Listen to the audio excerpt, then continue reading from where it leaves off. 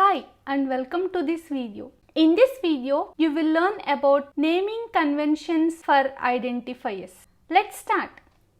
This is the example you learned in the previous video. When we look at the example, this is the declaration part. The declaration part will contain data type and data item. You also learned that this data item can be a constant or variable. Let's say for example, student ID, student average and gender. These three data items are variables because one student data will be different from another student data. On the other hand, pi is a data item which is a constant. It means we must initialize the value at the declaration, and once we initialize, its value cannot be changed throughout the program execution.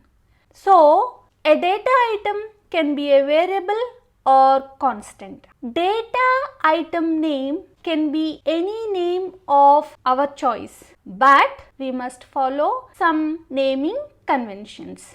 We must follow the naming conventions so that the program what you wrote is understandable to others. The program what others wrote will be understandable to us. Okay? These data items are also called identifiers. It means using these data items we will identify the information. Okay? Now we will see the naming conventions for the identifiers. Let's take a new file. The first naming convention for the identifier is identifiers are case sensitive. C programming is case sensitive language. Then what is case sensitive? It means small letters will be different from capital letters. Let's say for example, I want to declare an integer data item. Let's say int product ID. Now let's display this value %d because it is an integer. Now let's save the program, compile. Our program is compiled successfully. Let's say we declare this data item like this. While using this data item, I give the letter P as capital letter. Now let's save the program and compile it. We can see here we got error. Product ID undeclared. It means we declared product ID with P small letter, but here we are using with P capital letter. So be careful about the case sensitivity of letters. Now let's change back to the small p. Our program is compiled successfully. The next naming convention is a data item can contain only alphabets, digits or underscore. Let's say for example, I want to take two product IDs. We can declare like this. Product 1 ID, one more data item that is product 2 ID. We can see here the data item can contain alphabets and digit. Let's save this program and compile. We can see here our program is compiled successfully. Or a data item can also contain underscore. Let's say for example, I am giving underscore here to clear separately product 1 ID, product 2 ID. Let's change here also. Now let's save this program and compile. We can see here our program is compiled successfully. But other than alphabets, digits or underscore, we cannot use any other character on the keyboard. Let's say for example, I am trying to use this symbol. Now let's save this program and compile again. We can see here the error in this line, and here also it is showing the error in 6th line and also 7th line. Let's change back. Let's save and compile. And the next naming convention is, even though data item name can contain alphabets, digits or underscore, the first letter of the data item can be either letter or underscore, but it should not start with digit. Let's say for example, I am trying to give 1 here, first product ID. I am giving 2 here to say it is a second product ID. Let's save this program. Let's compile. We can see here the error in the 6th line and 7th line saying that it is invalid. In computer programming, we can use two words, valid and invalid. If it is correct, we will say as valid. If it is not correct, we will say invalid. So, this is invalid identifier. This is valid identifier. Let's change back. Let's save and compile again. Another naming convention is it cannot contain spaces. Just now only we discussed that it can contain only alphabets, digits or underscore.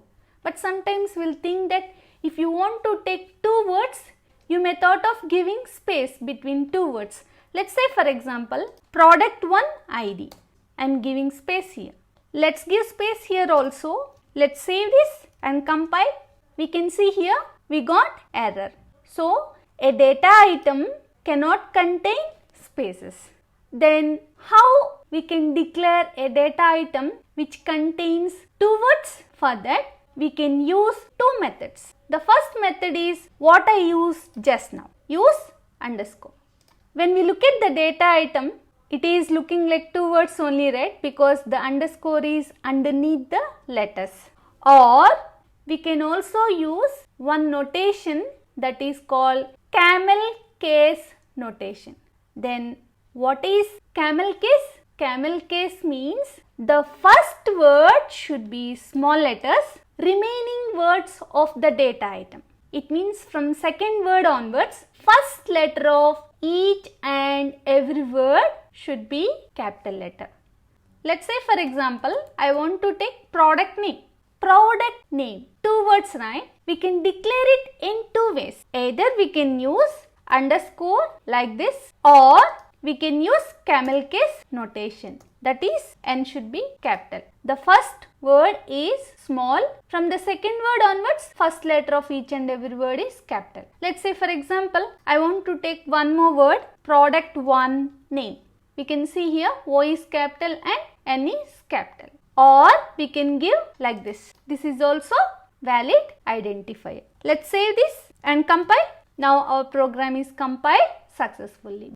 And better to take meaningful names so that we can easily identify or we can easily understand or remember. Let's say for example, instead of taking the identifier as product 1 ID, I named it as number 1. Or I can say ID 1 and this one as ID 2. Let's say and compile. Even though naming like this is valid, it is not understandable, right? ID 1, ID 2. Which ID 1, ID 2? So, instead of giving ID 1 and ID 2, it's better to give product 1 ID. This one product 2 ID.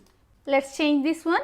And keywords cannot be used as identifiers. And you already learned that C89 version has totally 32 keywords. So, you should not use any of these keywords as name of identifier. Let's say for example, I am trying to give one of the keyword as identifier. Let's save this and compile. We got error. So, don't use keywords as identifiers. And better to name the constants in capital letters. In the previous video, we declared a constant pi value like this. So, if we look at data item with capital letters, it means it is constant. Let's take out this data item. Let's save and compile. Now our program is compiled successfully. And one more naming convention is we cannot declare the same data item multiple times within one scope. Let's say for example, we are in the main function. This is one scope. Let's try to declare product 1 ID. I declared here, again I redeclared. Let's save this program. Let's compile. We can see here the 6th line we got error. But we can use the same data item name in multiple scopes. Let's take out this first. Save and compile. Let's take one more scope. I am taking one subfunction here.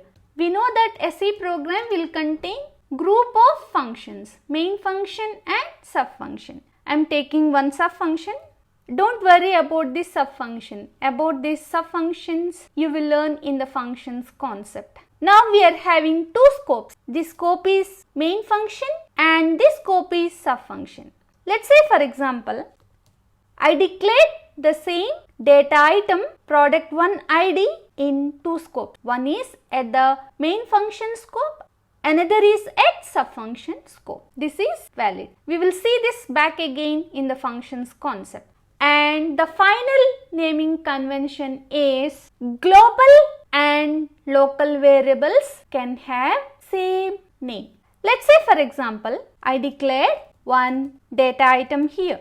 This is called global variable because we declared this in global declaration. When we revise the structure of the C program, this is the comment line section, this is the linkage section, this is the global declaration section. And this declaration is called local declaration. It means the scope of this product1 ID, product2 ID and product1 name is up to this main function only. Let's come back to the subfunction. The scope of this product1 ID is up to this subfunction only. But the scope of this product1 ID is global. It means we can use this global variable in the main function as well as in the subfunctions also.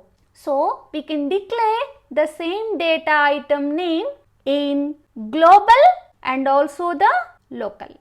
About the scope of the variables, I will teach you in the storage classes concept. Let's quickly revise the naming conventions for the identifiers we have learned so far. Data identifiers are case sensitive. It can contain only alphabets, digits or underscore. The data item should begin with either alphabet or underscore. It cannot start with digit and it cannot contain spaces. If you want to take the data item to have more than one word, either we can separate with underscore or use camel case notation. Better to take maximum of 32 characters. Don't try to give too lengthy names. And better to take short and meaningful names. Keywords cannot be used as identifiers. Constants and macros should be in uppercase letter. About macros, I will teach you later in the videos. And we cannot declare the same data item name within one scope, but we can declare in different scopes. And the scope of the data items may be local or global. Global and local data item names can be same names. Thank you very much for watching this video. I will see you in the next video.